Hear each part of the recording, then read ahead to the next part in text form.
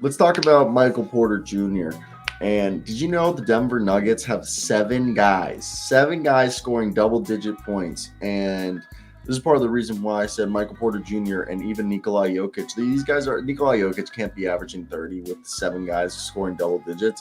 Michael Porter Jr. can't be averaging 20 a night when you have Jokic already averaging 25, Jamal 19, 17 from Aaron Gordon. Then you get like 13 from Bones Highland, 11 from Bruce Brown.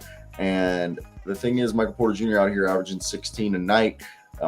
Almost, 45, 47% from the field, 40% from three. A guy who's, grabbing 5 boards a night, dishing out like an assist or two. But the big thing for me is it's obviously the scoring is there, but it's the way he moves on the eye test. You're seeing a guy, Michael Porter Jr., that look at Brook Lopez, how he, after finally getting a surgery to fix his back, has been like rejuvenated. And the other thing is like you don't realize how serious back injuries are when you start to look at the history of back injury. Brook Lopez is a primary example, finally getting his back right, and he is like front runner for Defensive Player of the Year. Another example, Dwight Howard in 2018 only played 9 games with the Washington Wizards because of a back injury. Gets his back fixed, spends that whole year missing the whole season, plays 3 more seasons with the Lakers, Sixers, and then a second stint with the Lakers. Okay, and it just goes to show that how bad back injuries are and how detrimental they can be to your play. And you can see Michael Porter Jr. now running up and down the court, and he's playing a lot more intense defense with a lot more hustle. And I think that's all because he doesn't have back pain. And somebody left a great comment on the video I made last night, and it was, where was it? Let me find it right here. It's actually a fantastic comment. Okay. What Michael Porter Jr. needs is a good performance in the playoffs to get him back on the map in terms of NBA stars. Michael Porter Jr. has had this narrative that's followed him since high school that he's injury prone. But in reality, he's still recovering. And from what this guy, NBA B-Ball Serbia, commented, he's listened to interviews. Look at the DNVR interview they published with Mike yesterday, and he talks about the back injury. He said himself that he's returning to form and his back is getting better, and it means that he's still feeling it, but he's getting better and better each day, and we can clearly see that he's moving and jumping better from week to week to game. He's improved his defense so much, which was his greatest weakness, and now he's having less laps and he's on track. And I think as we get to the playoffs, this guy was number 1 prospect in the country. Today, people would put him probably in the top 100. But I bet you after the playoffs, this guy you're going to be putting in your top 50 players in the NBA. Maybe even top 25. I'm kidding. Top 50, definitely. All right. But I just think it's really well. What do you think of Jamal Murray? What? And Jamal Murray, Michael Porter Jr. Fuck you. Just talked Michael Porter Jr. for 10 minutes. How's Jamal Murray? I think Michael Porter Jr. looks a lot better. I agree with you. He just moves better. I think that he's gaining that confidence, and he's still having a solid season. In those last 5, he's putting up about 17 a night, good shooting numbers, but it's more so with the eye test, like you're saying. I don't need him to do anything crazy. I don't even need him.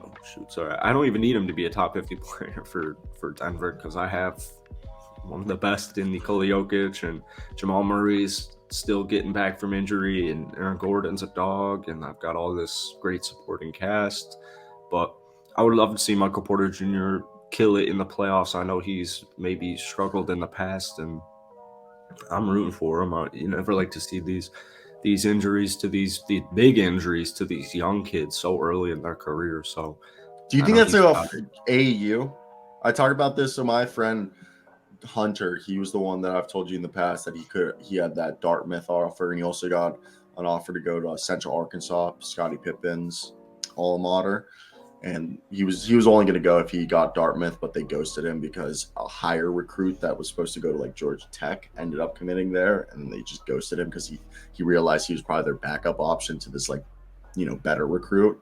But the better recruit ended up committing, and they just ghosted him. But my friend Hunter, my roommate, he played against like Jalen Wilson, Trey Young, who else? He played against RJ Nemhard, Quinn Groves or whatever his name. A bunch of like anybody who is in the NBA or D1 from Texas. My boy played him, and he swears that AAU is what's causing these injuries, what's ruining these young guys in a sense, because he explains to me like, listen, this is my boy Hunter's life.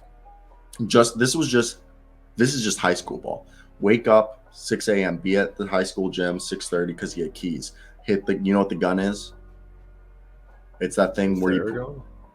it's the thing that you put underneath a basket that catches your makes and then Oh yeah. shoots you at it, and it Yeah. like tracks how many you've made and how many you missed.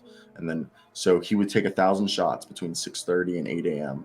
Get home every single day, and he had to print it out and give it to the coach because he had to make 80%. He had to make 800 threes out of 1,000 threes just to have a green light in a game. He had to do that 3 times a week. Okay, and he would do that every single morning before school because he had keys to the gym, and his grandparents' house was across the street. So 6:30 to 8, put up 1,000 threes, print it, drop it off the coach's house, shower. Okay. Then after school, go to high school practice or high school game.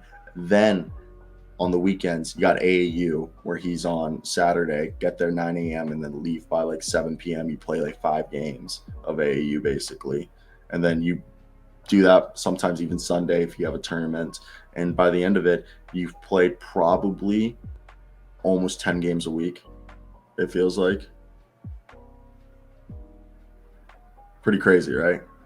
Yeah. All at like the age of 17, 18, playing. Like I didn't play AAU like my just because like I started fell in love with weed and like just didn't like I honestly. And the other thing, my parents were kind of like a-holes because my parents come from like foreign sports, so like my parents never understood American sports. Like they always got pissed off. They're like, why are we paying for this? Because you have to understand, like my parents being foreign, like you go to the academy and you try out, and then the academy pays for everything because you're good, you know.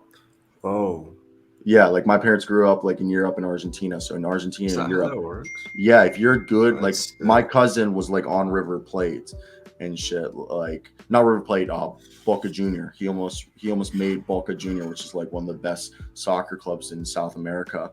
And what they do is, if you're good, you go tryouts. Okay, you go to the tryout, and you get put in the academy. You either live there if it's far away, or you commute from your house. You go do school there. You practice.